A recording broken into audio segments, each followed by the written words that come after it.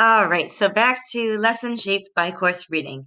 So these are a few ways. Number one, I learned a new strategy that I believe is amazing for working with an inclusive classroom and helping children with challenging passages.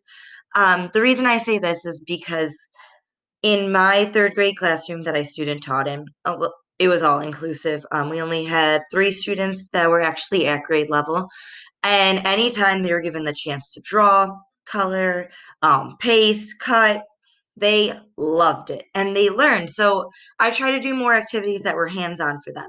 So I think just the idea of during reading, if they see a passage, looking over it, underlining it, trying to draw a picture with it, I think they would love that.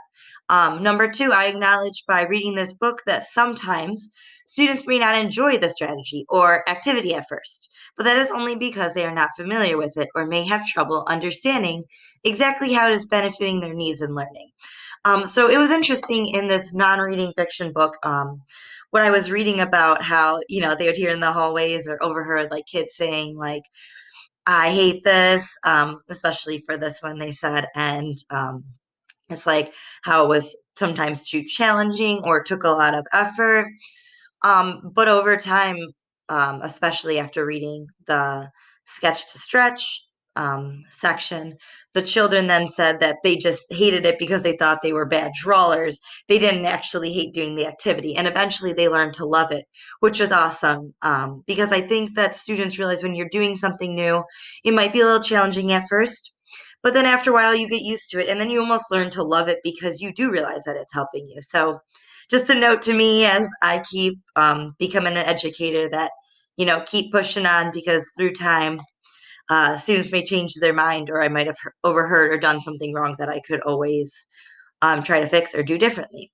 And number three, I took into consideration that dialogue dialogic talk should be a part of every mini lesson activity and discussion, etc. Of course, if possible.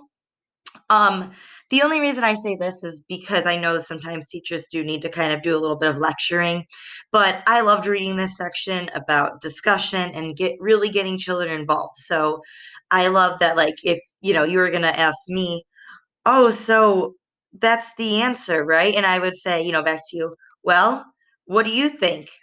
And then one of the also cool things that I read about that is just to involve the student's name and make it sound more personable. So I would say, well, what do you think about that, Dr. Walsh Mormon? Or I could ask another question and go off of that to another student. So I could be like, that was a great question, Dr. Walsh Mormon, and then ask, so what does everyone else think about that? Or how do you feel about, bounce another question off of that? So reading about that definitely changed my perspective on a few things that I've been doing. So let's move into referring to the course reading.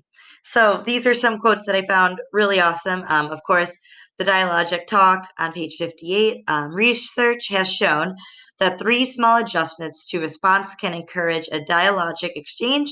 Number one, validating the question, as I gave the example earlier. Number two, using the student's name. Of course, use your name, the teacher's. And number three, pushing the conversation to analysis or speculation. So just, referring back to it. And I should not be I should not always be the one answering the question.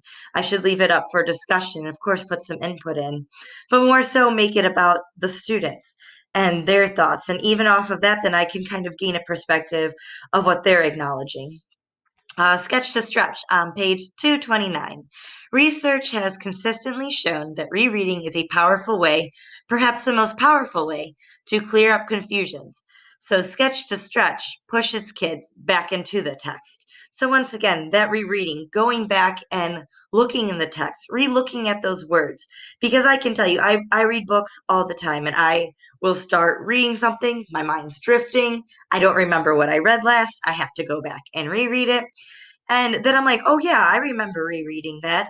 But, reading it again definitely makes you think more about it and helps you consider more things, especially for kids when it's something that they didn't understand or were confused by in the first place. And then signposts on page 114. The kids in the classroom are smart. They simply needed a scaffold, a way to see deeply into text, so that their smart thinking could emerge.